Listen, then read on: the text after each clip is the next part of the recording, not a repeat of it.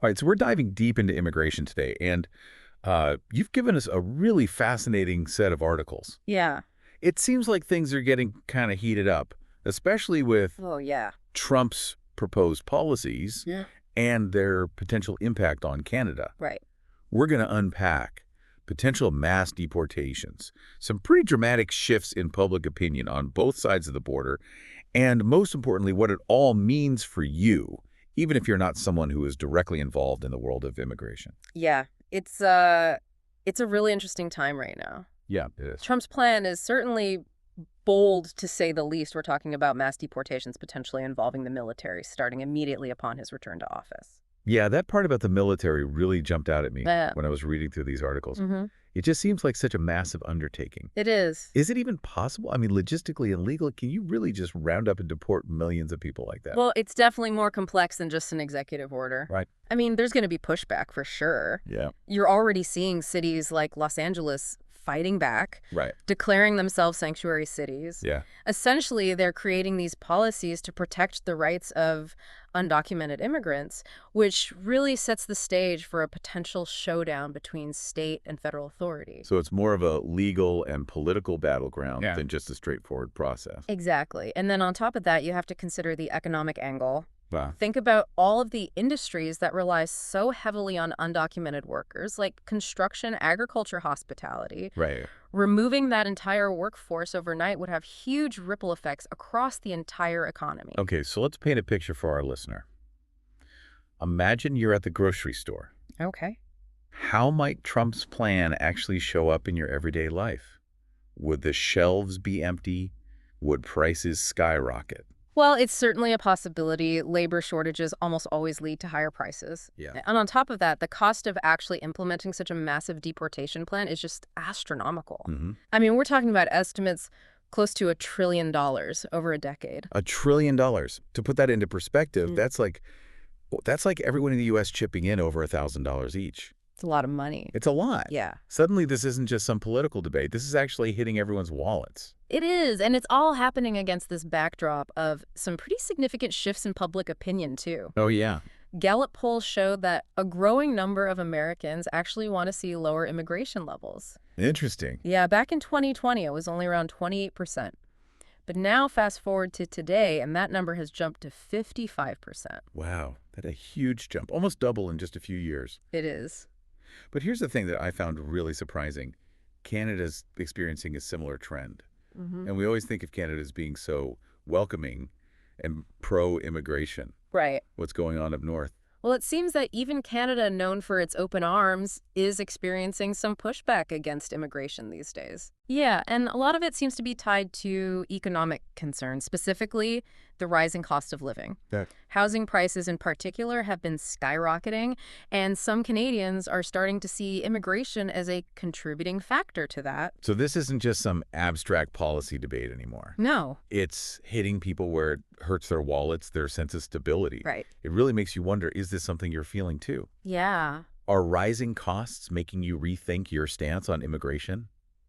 It's a question worth considering because this is really starting to impact everyone's lives in very real ways.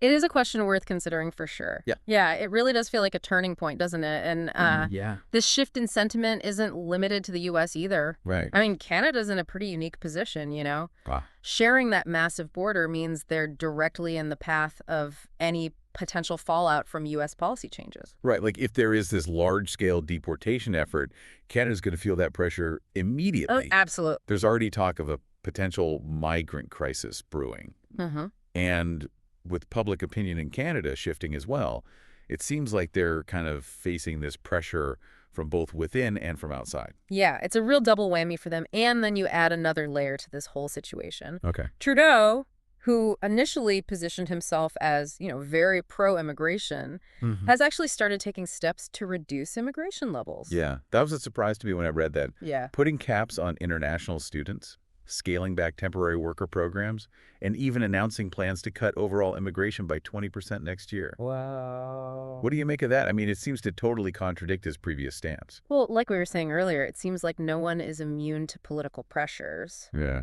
with an election coming up, it's likely Trudeau is trying to appeal to those voters who are maybe feeling a little anxious about immigration's impact on their lives, Right. especially when it comes to things like housing costs and job competition. Yeah, it's a tough balancing act for sure. It is. So Canada's trying to balance these internal concerns with the potential external pressure coming from the U.S. Right. And speaking of the U.S., there has been some pretty pointed criticism coming from some of Trump's appointees Oh, yeah. about Canada's border security. Mm-hmm. They're even calling it a national security threat. Wow. How serious should we take that? It's hard to say for sure, Yeah. whether it's genuine concern or just political posturing, Right. but it definitely highlights the potential for some increased tension between the two countries. For sure. And this brings up another crucial question. Okay. Does Canada even have the resources to handle a large influx of migrants, especially if their relationship with the U.S. starts to deteriorate? Yeah, it's a lot to handle. Okay, so we've kind of laid out this whole complex situation. For our listener. Let's try to break it down a bit. Okay. What are some of the key things that we should be watching to see how this unfolds? Well, I think the most important thing to keep an eye on is public opinion. How will Canadians and Americans react to these changing immigration policies? Will they accept them, or will there be, significant pushback? And what about the economic side of things? Yeah. We talked about potential labor shortages and higher prices, but are there any economists out there saying that, reducing immigration could actually have a positive impact? Yeah, there are definitely arguments on both sides. Correct. I mean, some economists argue that reducing immigration could lead to higher wages for domestic workers, Okay. less strain on social services, things like that. Okay. But others warn that it could stifle economic growth and innovation. So it's a complex issue with a lot of uncertainty. And of course, we can't forget about the political maneuvering going on. Oh, for sure. Both Trudeau and Trump are facing re-election. Right. And their decisions on immigration are going to be heavily influenced by that. Absolutely. I mean, immigration is such a hot button issue. Yeah. It's going to play a major role in both elections. So we've got public opinion economics and political calculations all kind of intertwined here. It feels like we're at a crossroads, not just for Canada and the U.S., but for the entire world. Yeah. Are these trends that we're seeing just a temporary blip? Or are they signs of a more permanent change in how we view borders and immigration? That's the big question, isn't it? Yeah, it is. And I think it's important to remember that this isn't just about politics and economics. We're talking about people's lives here. Yeah. These aren't just numbers on a spreadsheet. Oh, right. These are real people with families and hopes and dreams who are being impacted by these policies. Yeah, you're absolutely right. We can't forget the human impact of all of this. Yeah, it's easy to get caught up in the numbers and the policies, but you're right. We can't forget about the human impact of all this. And it's not just the immediate impact either.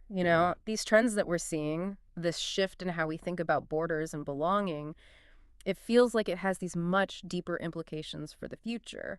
Yeah, I'm curious to hear more about that. Yeah. What are some of the long-term consequences you're seeing? Well, one possibility is that we end up with a much more divided world. Okay. A world where countries just kind of turn inward and prioritize their own citizens above all else. Right. And, that kind of thinking can easily lead to increased nationalism, protectionism, even conflict. That's a pretty sobering thought. Yeah. But is there another side to this? Sure. I mean, could these challenges also be an opportunity to kind of reimagine how we approach global cooperation and interconnectedness? Absolutely. I mean, we could see a future where countries actually work together to manage these migration flows more effectively, Okay. create systems that are fair and humane and beneficial to everyone. Right. And I think technology could play a big role in this. That's interesting. How so? Well, imagine a world where digital identities make it easier for people to move across borders, for work or study. But at the same time, allowing governments to track these migration flows more effectively. Or imagine using AI to match refugees with skills and opportunities in different countries, Technology has this incredible potential to transform the entire immigration landscape.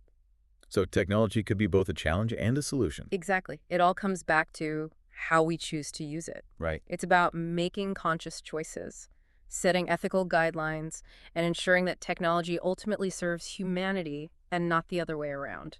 Right. As we kind of reach the end of our exploration here together, Mm, I'm really struck by the sheer complexity of this whole issue. yeah. There are so many factors at play, so many potential outcomes. It's certainly not a simple issue, but I think that's what makes it so fascinating. Yeah. It forces us to grapple with some of the most fundamental questions about who we are, where we belong, and how we want to shape the future. It's a good reminder that these aren't just these abstract political debates. They Right. have real consequences for real people. So, as our listener continues to kind of delve into this topic on their own, what are some things that they should be thinking about? What stands out to them? What aspect of this whole global shift feels maybe the most significant or even hopeful to them? Because even within all this complexity, there are these amazing opportunities for innovation, for compassion, for creating a more just and equitable world.